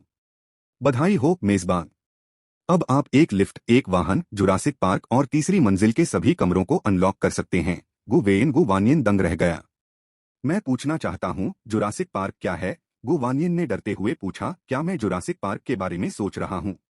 ऐसा होना चाहिए मेजबान। गु वानियन इतनी हैरान हुई कि वह अपनी कुर्सी से उठ खड़ी हुई। दूसरों के आश्चर्य भरे भावों को अनदेखा करते हुए वह मन ही मन पूछती रही, क्या आप कह रहे हैं कि यहाँ डायनासोरों वाला एक पार्क है? क्या हम डायनासोर देख सकते हैं? यह सही है, और इसके अलावा डायनासोर चाहे किसी भी प्रकार के हों, वे मेजबान, होटल के मेहमानों या निर्दोष राहगीरों के लिए कोई खतरा नहीं है। वे केवल देखने के लिए हैं, इसलिए कृपया निश्चिंत रहें। हालांकि जो मेहमान जुरासिक पार्क में प्रवेश करना चाहते हैं, उन्हें टिकट खरीदना होगा, जिसकी कीमत प्रति प्रवेश 5 अंक होगी और प्रत्येक प्रवेश 2 घंटे का होगा। तो फिर क्या हम ज़ॉम्बी से लड़ने के लिए डायनासोर का इस्तेमाल नहीं कर सकते? बिल्कुल नहीं। यह सिस्टम होटल के बाहर की दुनिया में तब तक दखल नहीं दे सकता जब तक ज़ॉम्बी हमारे डायनासोर पर सक्रिय रूप से हमला न करें। लेकिन ज़ॉम्बी अदृश्य होते हैं, इसलिए यह स्थिति नहीं आएगी। गु वानियन को होश में आने में कुछ समय लगा। फिर उसने पूछा, तो डायनासोर कहाँ हैं? चूंकि जुरासिक पार्क काफी बड़ा है, इसलिए यह अभी तैयारी के चरण में है। इसे पूरा होने में लगभग 2 से 3 दिन लगेंगे। लिफ्ट, वाहन और तीसरी मंजिल के सभी कमरे पहले ही खोल दिए गए हैं। ठीक है, मैं समझ गया। इसके अतिरिक्त एक नया कार्य अनलॉक किया गया है। आने वाले दुश्मनों को हराएं और उनमें से 3 को सफलतापूर्वक परिवर्तित करें। पुरस्कारों में शामिल हैं कमरे 401 और 402, एक बार कमरे 301 से 305 को अपग्रेड करना, 5 असीमित व्यंजन, 5 प्रकार के असीमित फल, एक बारबेक्यू रेस्तरां को अनलॉक करना और बारबेक्यू रेस्तरां के लिए असीमित सामग्री को अनलॉक करना। ध्यान दें कि चौथी मंजिल के सभी कमरे एकल कमरे हैं। दूसरी मंजिल की तरह केवल एक व्यक्ति के रहने की अनुमति है। दुश्मन कहाँ हैं? गु वानियन फिर से उलझन में थी। वे अभी तक नहीं पहुंचे हैं। अनुमान है कि दुश्मन 2-3 दिन में होटल पहुंच जाएंगे। मेजबान पहले से तैयारी कर सकता है। पहले से तैयारी करने के लिए कहना अनावश्यक था, क्योंकि होटल की सुरक्षा अजेय थी, इसलिए दुश्मनों को हराना बिल्कुल भी मुश्किल नहीं होगा। गु वानियन को केवल यह सोचने की जरूरत थी कि 3 दुश्मनों को कैसे बदला जाए। इसके अलावा गु वानियन को सबसे अधिक आश्चर्य इस बात से हुआ कि इस प्रणाली में भविष्य की भविष्यवाणी करने की भी क्षमता थी। उन्होंने सिस्टम की क्षमताओं के बारे में कुछ और स्तर की समझ हासिल की। बहन, क्या हुआ? हैमबर्गर ने उसके कपड़े खींचे और सिर झुकाकर उसकी तरफ देखा। तुम यहाँ खड़ी क्यों हो और कुछ नहीं बोल रही हो? गु वानियन अंततः अपने होश में आ गई। वह हल्के से खांसते हुए बोली, कोई बात नहीं, बस मुझे सबको कुछ बताना है। संयोगवश इस समय होटल के सभी अतिथि भोजन कक्ष में नाश्ता कर रहे थे। यह सुनकर वे सब उसकी ओर देखने लगे। यह कुछ इस तरह है। 2 या 3 दिनों में हमारा होटल एक नया जुरासिक पार्क खोलेगा। पार्क में प्रवेश करने के लिए आपको टिकट खरीदने होंगे। प्रति प्रवेश शुल्क 5 पॉइंट है और प्रत्येक प्रवेश 2 घंटे का होगा। जैसे ही उसने बोलना समाप्त किया, भोजन कक्ष में हंगामा मच गया। Jurassic park? डायनासोर वाला? क्या हम डायनासोर देख सकते हैं? यह दुनिया का अंत है, ज़ॉम्बी वहां हैं। मुझे नहीं लगता कि अब डायनासोर इतने आश्चर्यजनक हैं। इसमें आश्चर्य की क्या बात नहीं है। ये डायनासोर हैं। क्या वे विलुप्त नहीं हो गए थे? रुको, मैं सिर्फ टीरेक्स के बारे में जानता हूं। क्या वह बहुत खतरनाक नहीं है? क्या वह लोगों को नहीं खाएगा? गु वानियन ने मेहमानों की चर्चा समाप्त होने तक प्रतीक्षा की, फिर आगे कहा, कृपया निश्चिंत रहें सभी। जुरासिक पार्क में प्रवेश करने से आपको कोई खतरा नहीं होगा। डायनासोर आपके प्रति कोई आक्रामकता नहीं दिखाएंगे। मेहमानों ने सोचा कि यह होटल पहले से ही कितना चमत्कारी था। इससे भी अधिक चमत्कारी कुछ होना सामान्य बात है। फू सिहेंग, जो हमेशा शांत और स्थिर रहते थे, ने अब बहुत रुचि दिखाई और कहा, मुझे उम्मीद है कि पार्क जल्द ही खुल जाएगा। मैं निश्चित रूप से टिकट खरीदकर इसे देखने वाला पहला व्यक्ति बनूंगा। जब पार्क खुलेगा मैं तुरंत सभी को सूचित कर दूंगा। जब उसने बोलना समाप्त किया तो अतिथियों ने उत्सुकतापूर्वक पुनः चर्चा शुरू कर दी। किसने सोचा होगा कि इस सर्वनाशकारी दुनिया में उन्हें न केवल रहने के लिए एक सुरक्षित जगह और खाने के लिए भोजन मिलेगा, बल्कि वे डायनासोर भी देख पाएंगे। यह एक सपने जैसा लगा। नाश्ते के बाद जुआंग जियाओक्सिया और डोंग यूबाई शुवेन और वेई फेंगहुआ के साथ बाहर गए। पिछली रात की अत्यधिक ठंड समाप्त हो गई थी और अब मौसम थोड़ा ठंडा था। लेकिन पूरी तरह से सहनीय था। यदि वे भाग्यशाली रहे तो उन्हें वापस लाने के लिए कुछ क्रिस्टल कोर मिल सकते हैं। यदि वे इतने भाग्यशाली नहीं होते तो वे यह देखते कि क्या वहां कोई अन्य मूल्यवान वस्तु है। यद्यपि कोई भी वस्तु चलेगी, लेकिन जो मूल्यवान नहीं होगी उसके बदले में अधिक अंक नहीं मिलेंगे। जाने से पहले वेई फेंगुआ ने कुछ क्षणों के लिए जुआंग शियाओक्सिया के साथ सहजता से बातचीत की। हालांकि जुआंग जियाओक्सिया की अभिव्यक्ति पूरी तरह से ठंडी रही। बाई शुवेन को लगा कि कुछ गड़बड़ है, लेकिन उसने इस पर ज्यादा ध्यान नहीं दिया। सेवा कर्मचारियों के आसपास होने के कारण गु वानियन को फ्रंट डेस्क पर बैठने की आवश्यकता नहीं थी, इसलिए वह अपने कमरे में कंप्यूटर पर खेल रही थी। हालांकि कोला और हैमबर्गर को देखकर, जो अभी भी टीवी देख रहे थे, उसे थोड़ी चिंता हुई। ये दोनों बच्चे अभी भी छोटे थे और हर दिन वे केवल टीवी देखते, खाते पीते रहते थे। यद्यपि वे होटल में बिना किसी चिंता के खा पी सकते थे, लेकिन यदि उन्होंने कभी पढ़ाई या किताबें नहीं पढ़ी तो क्या यह अच्छा नहीं होगा? आखिरकार यदि उन्होंने कुछ ज्ञान या पढ़ना नहीं सीखा तो क्या वे भविष्य में अच्छा खेल भी नहीं सकेंगे? गु वानियन ने पहले कभी बच्चों की परवरिश नहीं की थी, इसलिए वह निश्चित नहीं थी। सिस्टम, क्या भविष्य में पुरस्कारों में किताबें या ऐसी ही अन्य चीजें होंगी? कम से कम बच्चों को पढ़ना तो सीखना ही होगा। चिंता मत करो मेजबान, भविष्य के पुरस्कारों में न केवल किताबें शामिल होंगी बल्कि एक स्कूल भी होगा। यह सुनकर गु वानियन को राहत महसूस हुई। चूंकि मामला ऐसा ही था, इसलिए उसने दोनों बच्चों को फिलहाल अपनी इच्छानुसार खेलने दिया। जब वे भविष्य में स्कूल जाना शुरू करेंगे है दोपहर में कुछ और मेहमान भी आ गए। वे भी सनशाइन बेस से थे। आखिरकार जो लोग पहले सनशाइन बेस से आए थे वे कभी वापस नहीं लौटे, इसलिए बेस पर मौजूद अन्य लोगों को विश्वास होने लगा कि यहाँ वास्तव में एक होटल है और वे यहाँ आकर इसे आजमाना चाहते थे। एक अकेला व्यक्ति कमरा संख्या 2010 में, एक विवाहित जोड़ा कमरा संख्या 301 में तथा दो बहनें कमरा संख्या 302 में ठहरी। जूशी ने कुशलतापूर्वक और लगन से उनकी जांच की। फेंग यांग, जो अभी अभी जागा था और उसके पास करने के लिए कुछ भी नहीं था, उत्साह देखने के लिए जूशी के बगल में बैठ गया। इस तरह से देखने पर रात की पाली में सेवा देने वाला कर्मचारी होना काफी अच्छा लगता है, फेंग यांग ने मुस्कुराते हुए कहा। ऐसा लगता है जैसे रात में ज्यादा मेहमान नहीं आते, सिर्फ दिन में ही काफी मेहमान आते हैं। जूशी ने उसे घूरकर देखा, लेकिन कोई जवाब नहीं दिया। ये रवैया क्या है बच्चे? मैं तुमसे बड़ा हूँ, तुम्हें मुझे भाई कहना चाहिए, समझ रहे हो? मैं आपसे पहले होटल में आया था, मैं आपका सीनियर हूँ। पापा, मैं बॉस को बताने जा रहा हूँ। तुम हमेशा बकते रहते हो। दोनों बचकाने लड़कों में गर्मागर्म बहस हुई। चूंकि कुछ अधिक मेहमान थे, इसलिए भोजन के समय भोजन कक्ष और भी अधिक जीवंत था। गु वानियन, कोला और हैमबर्गर ने खाना खत्म करने के बाद पाचन में सहायता के लिए होटल के बाहर टहलने की तैयारी कर रहे थे। तभी जुआंग शियाओक्सिया और अन्य लोग वापस आ गए।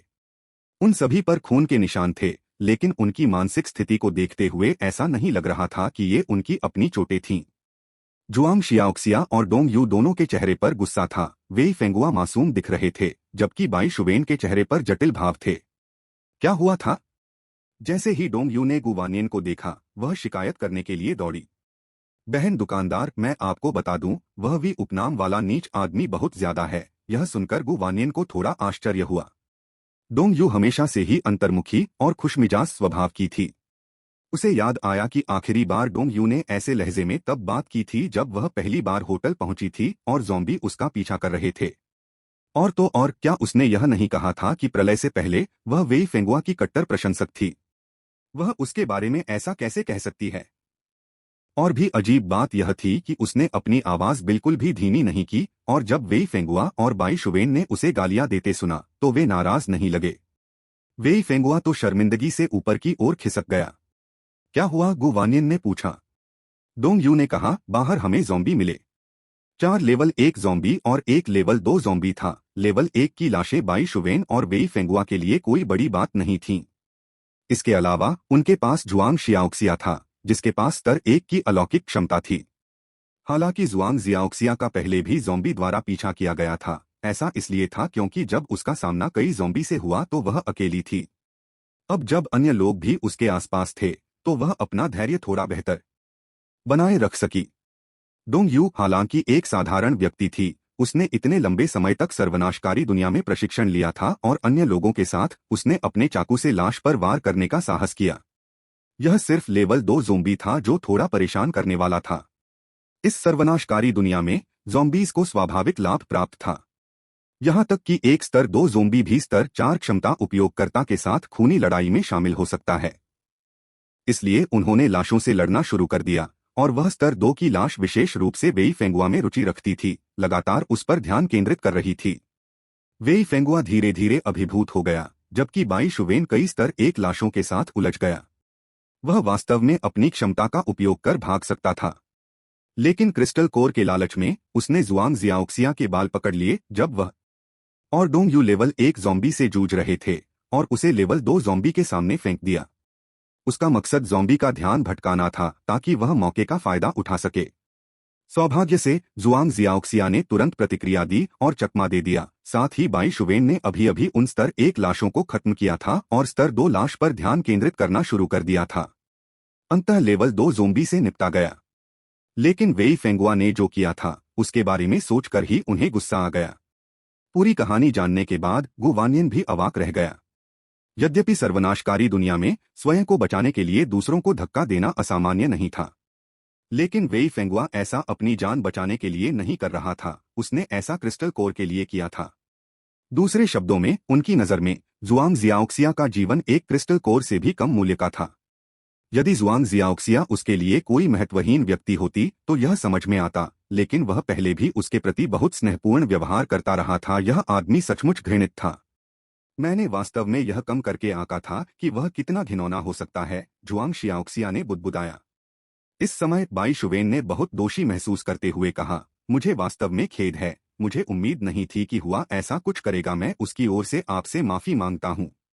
बहन, आपको सचमुच उसके लिए माफी मांगने की जरूरत नहीं है। जुआंग जियाओक्सिया आखिरकार खुद को रोक नहीं पाई। अगर उस समय आप न होती तो शायद मैं अब तक मर चुकी होती, और वह बदमाश इस लायक नहीं कि आप उसके लिए बोलें।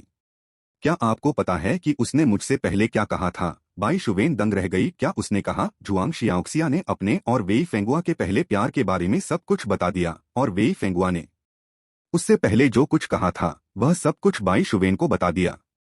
जहां तक इस बात का सवाल है कि बाई शुवेन को इस बात पर विश्वास था या नहीं, उसे इसकी परवाह नहीं थी। वैसे भी अगर उसने आज यह बात नहीं कही तो उसे अच्छा नहीं लगेगा। उसकी बातें सुनकर बाई शुवेन का चेहरा थोड़ा पीला पड़ गया। यद्यपि वह सतह पर बमुश्किल ही अपना संयम बनाए रख पा रही थी, उसके होंठ हल्के से कांप रहे थे। हम इस सर्वनाशकारी दुनिया में 1 वर्ष से अधिक समय से एक दूसरे पर निर्भर हैं। डोंग यू खुद को रोक नहीं सका और बोला, मिस बाई, मुझे माफ कर दीजिए कि मैं रूखा बोल रहा हूँ, लेकिन क्या आपने कभी सोचा है कि वह इतने समय तक आपके साथ इसलिए रह पाया है क्योंकि वह आपकी अलौकिक क्षमता है? अगर आपके पास कोई क्षमता नहीं होती तो वह क्या करता? गु वानियन, जो एक तरफ से सुन रहा था, लगभग तालियां बजाना चाहता था। डोंग यू युवा थी, लेकिन उसका दिमाग काफी तेज था। बाई शुवेन दंग रह गई। काफी देर बाद उसने कहा, मैं समझ गई। मैं उसे परखने का कोई मौका ढूंढूंगी। यदि आप इच्छुक हैं तो हम इसे एक साथ कर सकते हैं, जुआंग जियाओक्सिया ने कहा। बाई शुवेन ने सिर हिलाया। गु वानियन ने उन्हें याद दिलाया, आपके परीक्षण का परिणाम चाहे जो भी हो, होटल में किसी भी प्रकार का हिंसक व्यवहार निषिद्ध है। फिर उन्होंने मुस्कुराते हुए कहा, बेशक, अगर यह होटल के बाहर है तो यह मेरे नियंत्रण से बाहर है। आखिरकार यह व्यवस्था कोई वास्तविक व्यक्ति नहीं थी। हालांकि इसका एक कोमल पक्ष था, लेकिन कभी कभी यह कठोर भी हो सकती थी। उदाहरण के लिए, एकल कमरे में अन्य लोगों को प्रवेश की अनुमति न देने का कारण यह था कि ऐसा माना जाता था कि एकल कमरा केवल एक व्यक्ति के लिए ही होता है। इसी तरह, हालांकि वेई फेंगुआ एक घिनौना बदमाश था, होटल में हिंसा वर्जित थी। अगर बाई शुवेन और बाकी लोग होटल में उससे निपटना चाहते तो उन्हें भी बाहर निकाल दिया जाता। तो जब तक वे होटल के बाहर उससे निपटते रहेंगे, तब तक कोई समस्या नहीं होगी। बाई शुवेन और अन्य लोगों ने स्वाभाविक रूप से गु वानियन का आशय तुरंत समझ लिया। उन्होंने कुछ देर तक वहीं चर्चा की, फिर ऊपर चले गए और अपने अपने कमरों में लौट गए। गु वानियन ने कोला हैमबर्गर को टहलाना जारी रखा और उस बदमाश वेई फेंगुआ के भाग्य का इंतजार करने लगा। अगली सुबह बाई शुवेन वेई फेंगुआ के साथ बाहर गई। कुछ ही देर बाद जुआंग जियाओक्सिया भी बाहर चला गया। जब गु वानियन कैफेटेरिया में नाश्ता कर रहे थे तो बाई शुवेन और जुआंग जियाओक्सिया वापस आ गए। हालांकि वेई फेंगुआ उनके साथ नहीं था। वह बदमाश कहाँ है? गु वानियन ने उत्सुकता से पूछा। निपट लिया गया, बाई शुवेन ने शांति से कहा। दूसरी ओर जुआंग जियाओक्सिया बहुत उत्साहित थी।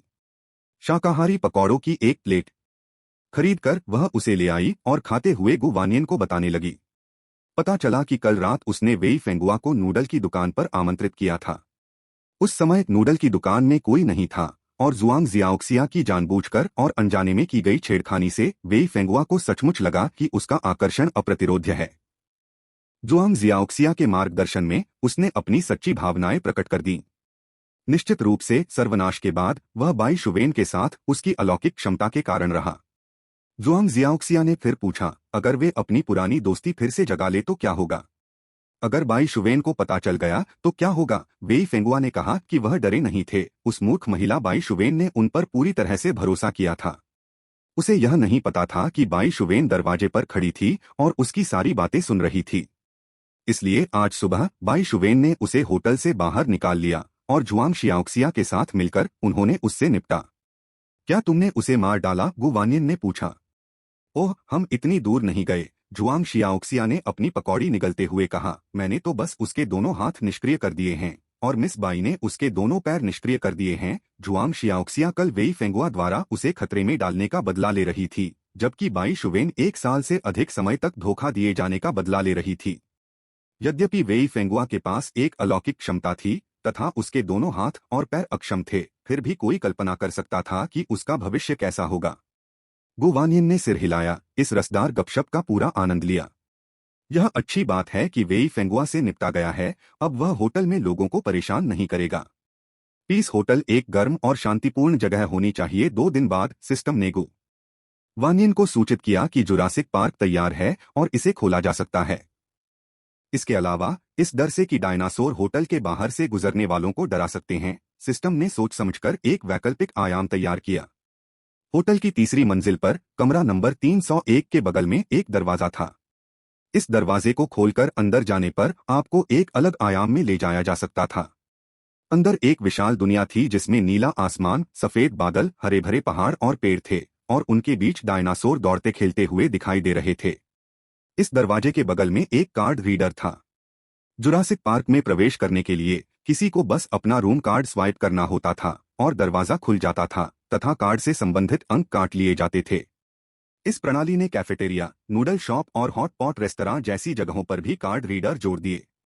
हालांकि यह बिना स्वाइप किए भी मेहमानों द्वारा लिए गए भोजन के आधार पर स्वचालित रूप से अंक काट सकता है, लेकिन गु वानियन ने बताया कि यह अधिक औपचारिक लगता है। यह सुनते ही सिस्टम ने उन्हें तुरंत हर जगह जोड़ दिया। गु वानियन ने कर्मचारियों से मेहमानों को यह भी सूचित करवाया कि जुरासिक पार्क अब खुल गया है। निश्चित रूप से फू सिहेंग उत्सुकता से गु वानियन और कोला बर्गर के साथ इसे जांचने के लिए चला गया। जुआंग जियाओक्सिया और डोंग यू ने भी अनुसरण किया। वेई फेंगुआ से पहले निपटने के बाद उन्होंने उस बदमाश से 2 लेवल 1 क्रिस्टल कोर लूट लिए थे।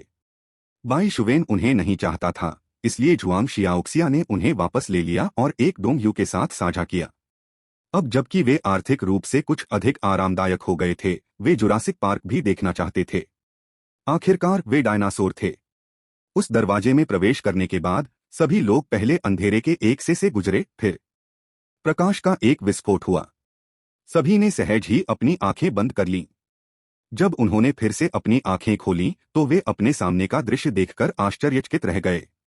लंबी गर्दन वाले ब्रैकियोसॉरस भोजन की तलाश में अपनी गर्दनें फैलाते थे, क्रूर टीरेक्स आकाश में दहाड़ते थे, टेरोसॉर नीले आकाश में उन्मुक्त उड़ान भरते थे। इनके अलावा वहां ट्राइसेराटॉप्स, डिप्लोडोकस, स्टेगोसॉरस और भी बहुत कुछ था। यह चकाचौंध करने वाला था। जुआंग जियाओक्सिया, डोंग यू और कोला बर्गर के जबड़े खुले रह गए और वे लंबे समय तक बंद नहीं हो सके। फू सिहेंग इतना उत्साहित था कि उसकी आंखों से आंसू बह निकले। डायनासोर, असली डायनासोर। मैंने कभी नहीं सोचा था कि मैं अपने जीवनकाल में ऐसा देखूंगा। सर्वनाश से पहले फू सिहेंग को डायनासोर में बहुत रुचि थी। वह अक्सर डायनासोर के जीवाश्म आदि देखने जाया करते थे, लेकिन अब वह असली डायनासोर देख सकता था। इसके अलावा वे एक टीरेक्स के पास से गुजरे और उसने उन्हें पूरी तरह से नजरअंदाज कर दिया। इसका मतलब यह था कि यहाँ पूरी तरह से सुरक्षा थी और डायनासोर उनके प्रति कोई आक्रामकता नहीं दिखाते थे। जाने के बाद फू सिहेंग और अन्य लोगों ने तुरंत उत्साहपूर्वक अन्य मेहमानों को इसके बारे में बताया। अन्य मेहमान तो इसे देखने के लिए इंतजार कर रहे थे, लेकिन यह सुनकर वे सभी उत्सुकता से जुरासिक पार्क का भ्रमण करना चाहते थे।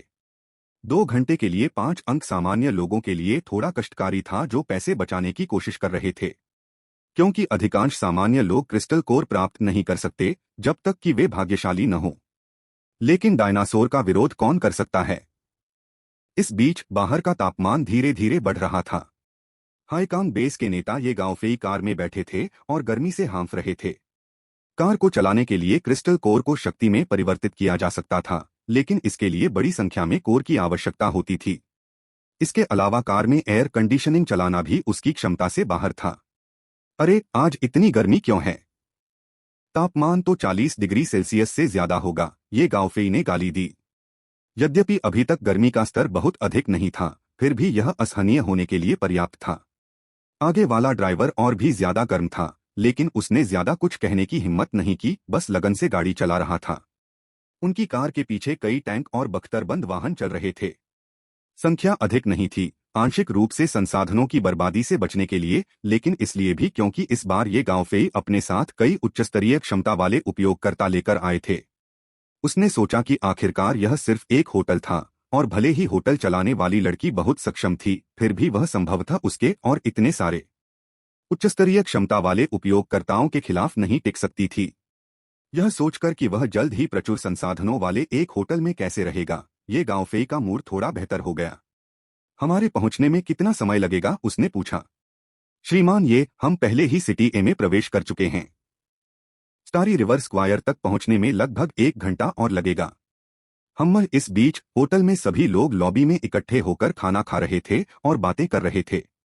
यद्यपि सिस्टम ने अंदर हमेशा आरामदायक तापमान बनाए रखा, लेकिन बाहर चिलचिलाती धूप को देखते हुए सिस्टम ने सोच समझकर लॉबी में एयर कंडीशनिंग चालू कर दी। बाहर तपते सूरज को देखना और अंदर ठंडी एयर कंडीशनिंग का आनंद लेना, इससे बेहतर कुछ नहीं हो सकता। इसके अलावा कैबिनेट में रखे आधे पेय पदार्थों को कोल्ड ड्रिंक में बदल दिया गया था। बेशक ठंडे पेय पर एक अतिरिक्त अंक खर्च होता है। किसी को कोई आपत्ति नहीं थी। सर्वनाश के समय कोई भी पेय पदार्थ पीना पहले से ही काफी था, तो क्या हुआ अगर कोल्ड ड्रिंक्स पर एक अतिरिक्त पॉइंट खर्च हो? यह तो काफी सस्ता था। गुवानियन जूशी के साथ बातचीत करते हुए आइस्ड कोला पी रही थी, तभी उसने अचानक सिस्टम की आवाज सुनी। डिंग। कृपया ध्यान दें, मेजबान लगभग 1 घंटे में दुश्मन होटल के प्रवेश द्वार पर पहुंच जाएंगे। क्या मेजबान उन्हें हराने का कोई तरीका चुनना चाहता है?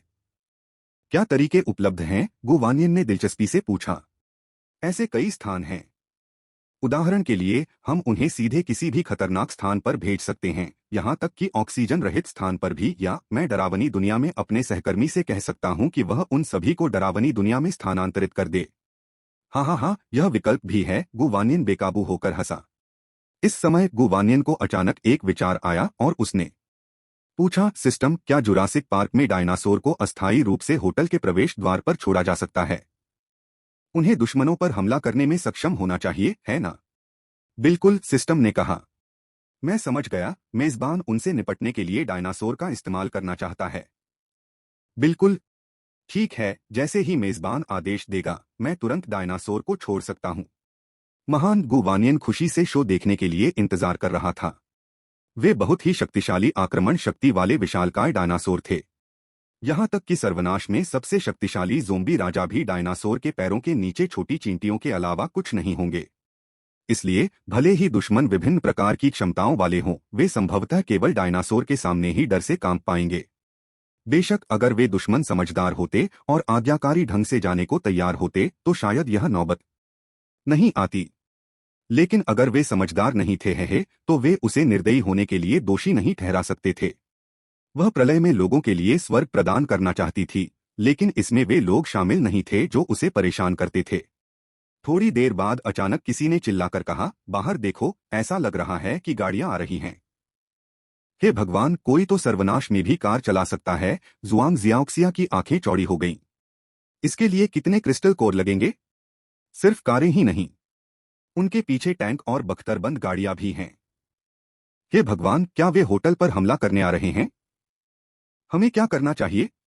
मैनेजर गु, अब हमें क्या करना चाहिए? सब लोग कृपया शांत हो जाएं, गुवानियन ने मुस्कुराते हुए कहा। वे होटल में नहीं घुस सकते। हमारा प्रतिष्ठान सभी मेहमानों की सुरक्षा की गारंटी देता है। भीड़ को एहसास हुआ कि वह सही थी। यदि होटल लाशों और प्राकृतिक आपदाओं का सामना कर सकता है तो दुश्मनों के हमले की चिंता क्यों करें? बॉस, तो हम उन्हें नजरअंदाज कर देंगे? क्या वे सचमुच अंदर नहीं आ सकते? जोशी ने पूछा। मैं बाहर जाकर देखूंगा। गुवानियन यह देखने के लिए उत्सुक थी कि कौन इतना साहसी और महत्वाकांक्षी होगा कि उसके होटल पर अपनी नजरें गड़ाएगा। इसके अलावा उसे अभी भी 3 दुश्मनों पर विजय प्राप्त करनी थी। जैसे ही गुवानियन होटल से बाहर निकला, ये गांव फेई भी अपनी कार से बाहर निकल रहा था। उन्होंने धूप का चश्मा और टोपी पहन रखी थी और गर्मी में अपने माथे से पसीना पोंछ रहे थे। वह गुवानियन से बिल्कुल विपरीत थे, जो साफ सुथरी पोशाक पहनते थे और शांत स्वभाव रखते थे। गुवानियन की सुरक्षा प्रणाली व्यापक थी। होटल के बाहर उसे न सिर्फ ज़ॉम्बी या दूसरों के हमलों का डर नहीं था, बल्कि वह अत्यधिक ठंड या गर्मी से भी सुरक्षित थी। उसका शरीर केवल एक आरामदायक, स्थिर तापमान महसूस कर सकता था। जब ये गांव फेई ने उसे देखा तो उसकी आंखें चौड़ी हो गईं। क्या यह वह लड़की है जो इस होटल को चलाती है? उसे यह जानकर आश्चर्य हुआ कि न केवल होटल असली था, बल्कि उसका मालिक भी बहुत सुंदर था। ये गांव फेई के कामुक विचार तुरंत सामने आ गए। उसने गुवानियन की ओर देखा और कामुक मुस्कान के साथ पूछा, छोटी बहन, क्या यह तुम्हारा होटल है? झूठी रिश्तेदारी का दावा मत करो, गुवानियन ने ठंडी मुस्कान के साथ जवाब दिया। लेकिन हाँ, यह होटल सचमुच मेरा है। तुम कौन हो? इतनी बड़ी ताकत दिखाकर यहाँ कैसे आए हो? ये गांव फेई की मुस्कान और भी अश्लील हो गई जब उसने कहा, मैंने सुना है कि यहाँ एक जादुई होटल है जिसमें बहुत सारी चीजें हैं। मेरी बात सुनो छोटी बहन, ऐसी जगह तुम्हारे लिए संभालने के लिए बहुत गहरी है। बड़े भाई को इसका ध्यान रखने दो। गुवानियन उसकी मूर्खता पर हंसा। यह मेरा होटल है और मैं इसे किसी को नहीं दूंगा, गुवानियन ने कहा। मैं तुम्हें एक सलाह देता हूँ, अभी वापस लौट जाओ जब तक हो सके, वरना मुझे बदतमीजी का इल्जाम मत देना। यह सुनकर ये गांव फेई चिढ़ गया। यह तो मुझे ही कहना चाहिए। यह होटल मुझे आज्ञाकारी ढंग से सौंप दो, वरना मैं ही बदतमीजी करूंगा। जैसे ही उसने यह बात कही, ये गांव फेई ने अपने हाथ में एक आग का गोला बनाने की कोशिश की। वह अत्यंत शक्तिशाली आक्रमण शक्ति वाला स्तर 7 का अग्नि क्षमता वाला उपयोग करता था। लेकिन अचानक उसे एहसास हुआ कि उसके हाथ में कुछ भी नहीं है। उसकी अग्निपुंज कहाँ थी? उसकी योग्यताएं कहाँ थीं? ये गांव फेई ने फिर कोशिश की, लेकिन फिर भी कोई आग का गोला नहीं दिखाई दिया, यहाँ तक कि एक छोटी सी चिंगारी भी नहीं। क्या क्या हो रहा था? क्या उसकी योग्यताएं लुप्त हो गईं? ऐसा क्यों होगा? यह असंभव था। उसने कभी नहीं सुना था कि क्षमताएं अचानक लुप्त हो जाती हैं। तपते मौसम के बावजूद उसे अपने शरीर में ठंडक महसूस हो रही थी। मामले को बदतर बनाने के लिए गुवानियन उसे एक उपहासपूर्ण मुस्कान के साथ देख रही थी। ये गांव फेई को अपमानित महसूस हुआ, उस पर शर्म की भावना छा गई। गुस्से में वह अपने पीछे खड़े अपने एक अधीनस्थ की ओर मुड़ा। श्रीमान, ये अधीनस्थ जो कुछ हुआ था उससे अनभिज्ञ था, असमंजस से उसकी ओर देखने लगा। ये गांव फेई अपनी क्षमताओं का फिर से परीक्षण करना चाहता था और उसने हिंसक रूप से उस आदमी पर आग का गोला फेंका। जल्दबाजी में उसने पूरी ताकत लगा दी। पूरी तरह से तैयार न होने के कारण अधीनस्थ को आग का गोला लगा और वह कई मीटर दूर जा गिरा। उसका शरीर तुरंत आग की लपटों में घिर गया। उसकी चीखों के साथ ही वह शीघ्र ही जलकर राख हो गया। बाकी सब लोग दंग रह गए, उनके चेहरे पीले पड़ गए जब उन्होंने ये गांव फेई को देखा। मिस्टर, ये आप क्या कर रहे हैं? गुवानियन ने भी भौहें चढ़ाई। यह आदमी अपने ही लोगों के प्रति इतना क्रूर हो सकता है? वह लगातार नाराज होती जा रही थी। इस बीच ये गांव फेई ने राहत की सांस ली। ऐसा लग रहा था कि उसकी क्षमताएं अभी भी मौजूद थीं, वे गायब नहीं हुई थीं। लेकिन अभी ये गांव फेई अभी भी आश्वस्त नहीं था। उसने गुवानियन की ओर मुड़कर फिर से आग का गोला बनाने की कोशिश की, लेकिन इस बार उसकी क्षमताएं एक बार फिर गायब हो गईं। अंततः उसे बात समझ में आ गई। ऐसा प्रतीत होता था कि वह अपनी शक्तियों का उपयोग गुवानियन या इस होटल के विरुद्ध नहीं कर सकता था। क्या हुआ? तुम ठीक नहीं लग रहे हो, गुवानियन ने मजाक करते हुए कहा। मैंने तुम्हें पहले ही पीछे मुड़ने की चेतावनी दी थी, लेकिन तुमने मेरी बात नहीं मानी। अब मुझे बेरहम होने का दोष मत दो। फिर वह ये गांव फेई के अधीनस्थों की ओर मुड़ी और बोली, तुम सबने देखा कि उसने उस आदमी के साथ क्या किया, है ना? इस तरह का आदमी क्रूर और निर्दयी होता है, यहाँ तक कि अपने लोगों के साथ भी। क्या तुम सच में अब भी उसका पीछा करना चाहती हो? क्या तुम्हें डर नहीं लगता कि आज उस आदमी के साथ जो हुआ, कल तुम्हारा भी यही हश्र हो सकता है? गु वानियन के शब्दों पर ये गांव फेई के अधीनस्थों के चेहरे एक साथ बदल गए। वे शुरू से ही जानते थे कि ये गांव फेई एक अच्छा व्यक्ति नहीं था, लेकिन इस सर्वनाशकारी दुनिया में उच्चस्तरीय क्षमता उपयोगकर्ताओं के बावजूद बेहतर जीवन के लिए उन्हें किसी शक्तिशाली व्यक्ति के साथ जुड़ना जरूरी था। इसीलिए वे ये गांव फेई का अनुसरण कर रहे थे। हालांकि उन्होंने कभी नहीं सोचा था कि ये गांव फेई अपने ही लोगों के प्रति इतना निर्दयी होगा। जिस आदमी को अभी अभी जिंदा जला दिया गया था, वह हमेशा से ये गांव फेई के प्रति वफादार था। गु वानियन ने बहुत ही आकर्षक लहजे में कहा, जहां तक मेरे होटल की बात है, वह बिल्कुल सुरक्षित है और किसी भी ज़ॉम्बी, प्राकृतिक आपदा या दूसरों के हमले का सामना कर सकता है। आप ये गांव फेई के मामले में यह देख सकते हैं, वह अपनी क्षमताओं का इस्तेमाल मेरे या मेरे होटल के खिलाफ नहीं कर सकता। इसलिए अब अगर आप मेरे होटल में रुकना चाहते हैं तो मैं आपको अभी भी एक मौका दे सकता हूं। जब तक आपके पास पर्याप्त पॉइंट हैं और आप होटल के नियमों का उल्लंघन नहीं करते, आप यहां अनिश्चितकाल तक रह सकते हैं। ये गांव फेई का चेहरा और भी गहरा हो गया। अरे, यह छोटा बदमाश उसके अधीनस्थों को उसके खिलाफ करने की कोशिश कर रहा था। उसकी बात मत सुनो, ये गांव फेई दहाड़ा। तुम सब हमला करो। टैंक और बख्तरबंद गाड़ियां भी निकालो। जो भी उसे मारेगा, मैं उसे बेस का डिप्टी कमांडर बना दूंगा। तुम जो चाहो मजे करो। बेशक ये गांव फेई के शब्द भी काफी आकर्षक थे। आखिरकार इन लोगों ने कभी नहीं देखा था कि होटल के अंदर का दृश्य कैसा था, लेकिन उन्होंने देखा था और हमेशा ईर्ष्या करते थे कि ये गांव फेई ने हाईकांग बेस में क्या आनंद लिया। मेरे पास सिर्फ 3 जगहें खाली हैं, गु वानियन ने शांति से कहा। अगर तुम देर से आए तो तुम्हारा मौका छूट जाएगा। वह यहाँ बहुत अधिक लोगों की भर्ती नहीं करना चाहती थी। चूंकि इस प्रणाली का कार्य 3 लोगों को जीतना था, इसलिए वह यहाँ केवल 3 मेहमानों को ही भर्ती करेगी। जैसे ही उसने बोलना समाप्त किया, एक व्यक्ति तेजी से उसकी ओर दौड़ा और उसके पीछे खड़ा हो गया। इस व्यक्ति की उंगलियां कसकर बंद थीं। ऐसा लग रहा था जैसे वह जुआ खेल रहा हो। एक व्यक्ति ने आगे बढ़कर काम शुरू किया, उसके बाद 2 अन्य व्यक्ति भी उसके पीछे दौड़ पड़े। बेशक अन्य लोग भी आना चाहते थे, लेकिन गु वानियन ने कहा था कि वह केवल 3 लोगों को ही ले जाएगी, इसलिए वे अपना मौका चूक गए। हालांकि उन्हें इसका बहुत अधिक अफसोस नहीं था, यह सोचकर कि अगर वे ये गांव फेई के साथ इस होटल को जीत सकते हैं तो वे भविष्य में भी वहां रह सकते हैं। तुम, ये गांव फेई ने गुस्से से उनकी तरफ देखा। तुमने मुझे धोखा देने की हिम्मत कैसे की? माफ करना मिस्टर, ये उनमें से एक ने भारी आवाज में कहा। अभी अभी आपके व्यवहार ने हमें बहुत निराश कर दिया। हाँ हाँ, तुम्हें इसका पछतावा होगा। बाकी तुम लोग यहाँ किस लिए खड़े हो? हमला शुरू करो, ये गांव फेई दहाड़ा। यह सुनकर बाकी लोग अपनी क्षमता का इस्तेमाल करने लगे।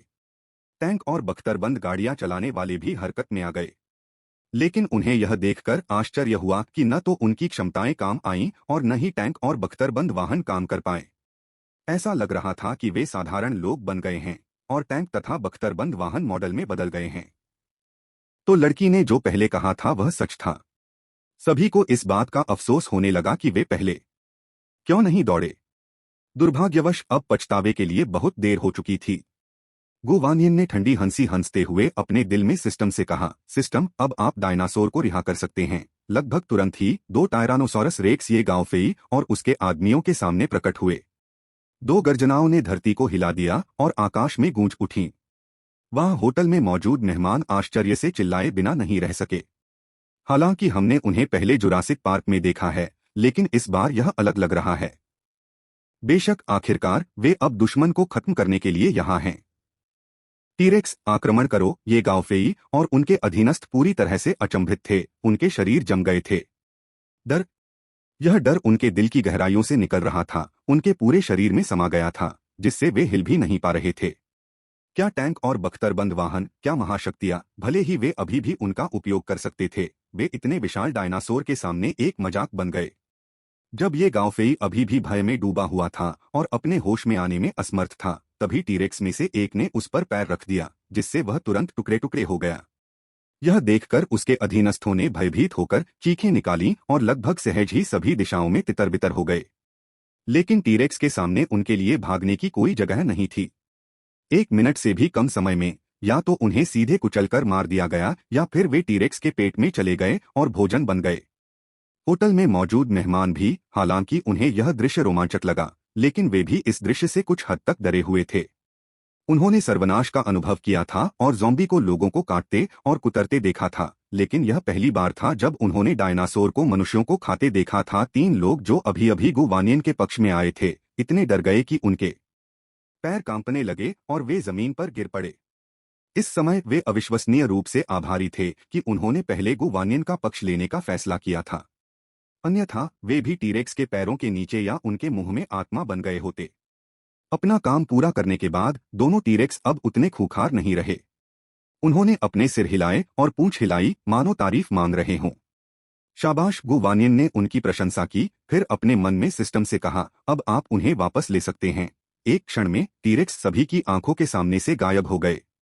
जमीन पर पड़े खून के धब्बे और बिखरे हुए अंग भी तुरंत गायब हो गए और होटल का प्रवेश द्वार अपनी साफ सुथरी अवस्था में लौट आया। जो 3 लोग अभी अभी पार्टी छोड़कर गए थे, उन्होंने कांपते हाथों से अपने माथे का पसीना पोंछा और जल्दी से अपनी वफादारी की शपथ ली। बी बॉस, हम सच्चे दिल से आपके साथ जुड़ना चाहते हैं। अब से हम आपकी हर आज्ञा का पालन करेंगे। हाँ हाँ, गुवानियन ने उनकी ओर देखा और कहा, इसकी जरूरत नहीं होगी। मैं अधीनस्थों की भर्ती नहीं कर रहा हूँ, सिर्फ होटल के मेहमानों की। अब आप मेरे साथ चेक इन के लिए आ सकते हैं। जब तक आपके पास पर्याप्त पॉइंट हैं और आप होटल के नियमों का उल्लंघन किए बिना अच्छा व्यवहार करते हैं, तब तक आप यहाँ अनिश्चितकाल तक रह सकते हैं। लेकिन अगर आप नियम तोड़ते हैं, हम ऐसा बिल्कुल नहीं करेंगे। हमारी हिम्मत नहीं होगी, उनमें से एक ने लगभग रोते हुए कहा। डायनासोरों को लोगों को खाते हुए देखने के बाद कौन होटल के नियमों को तोड़ने की हिम्मत करेगा? अब उन्हें गुवानियन के सामने दंडवत करने का मन हुआ। ठीक है, तो मेरे पीछे अंदर आओ। गुवानियन तीनों को होटल के अंदर ले गया। भीड़ तुरंत उनके चारों ओर इकट्ठा हो गई। होटल मालिक, यह तो अद्भुत था। यह थोड़ा डरावना था, लेकिन देखने में बहुत संतोषजनक था। हाँ हाँ, मैं देखना चाहता हूँ कि भविष्य में हमारे पीस होटल के साथ छेड़छाड़ करने की हिम्मत कौन करता है।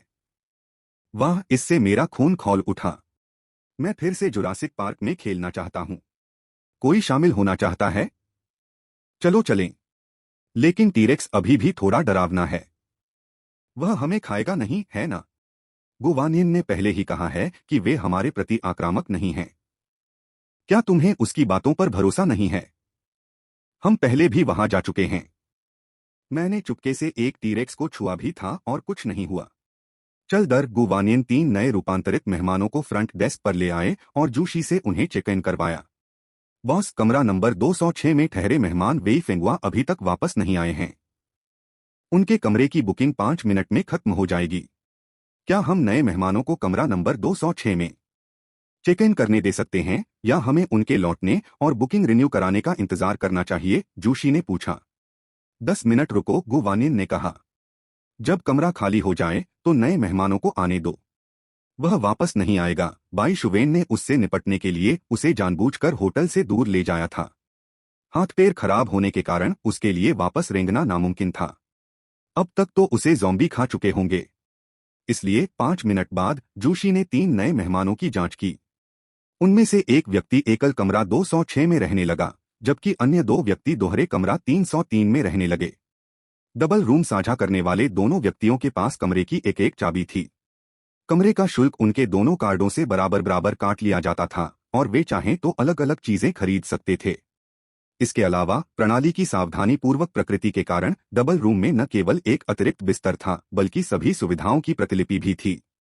यह लगभग 2 एकल कमरों को एक साथ जोड़ने जैसा था, लेकिन दोनों एक ही कमरे में रह सकते थे, बातचीत कर सकते थे, जबकि एकल कमरों में कोई भी अपने कमरे में अकेला रह सकता था।